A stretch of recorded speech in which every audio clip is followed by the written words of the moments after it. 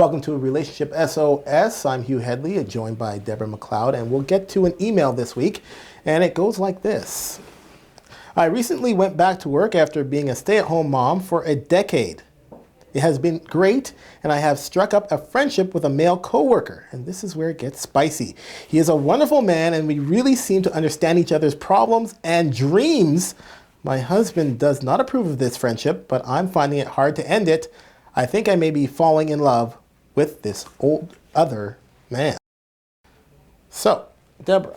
Husband doesn't approve. The husband doesn't approve. Shock. Well, yeah, what's his problem? Yeah, what's going on? Can a lady just fall in love with another guy and have him as a friend? Jeez, what's going on? Yeah, exactly. Yeah, it sounds like an emotional affair is definitely starting to fire up. And it's interesting because probably of the trust issues or infidelity that I see in the office, I would say half or over half are emotional affairs, which tend to be on the part of the woman. So, I mean, it's pretty typical stuff.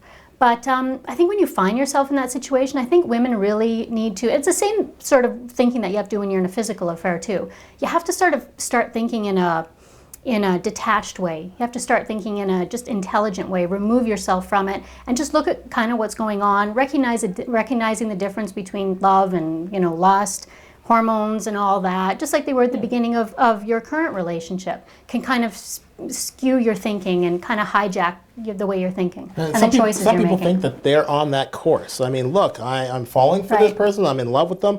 I have to sleep with them.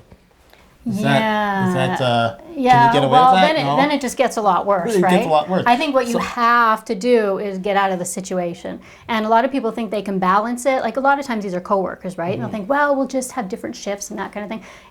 You hope that's going to work because people don't want to uproot their life and make big changes, but I haven't really seen it work. I mean, I've found in the office mostly people need to make a big change and get rid of that temptation altogether before they can start focusing on their current relationship. And I mean, it's really unfair because when you're in a long-term relationship, I know you're married, things do get a bit familiar, they get a bit routine, the daily grind. And so we lose that spark, we lose that attraction, but we're not losing the love. And yet we look at this other person who's just fresh face every day, right? Yeah, they just get to new. Yeah, everything's so new, and they just show up at work and they're all well groomed, and do you know what I mean? Yeah, new shirt every day you haven't seen. Yeah. And so it's exciting, and that's really unfair to compare it with your current relationship.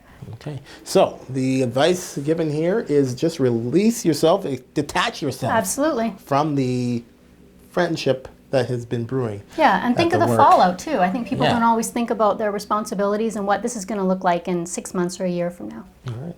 Well, that is it for this edition of Relationship SOS. Thank you, Deborah McLeod, relationship expert and author. I'm Hugh Headley. We'll see you next time.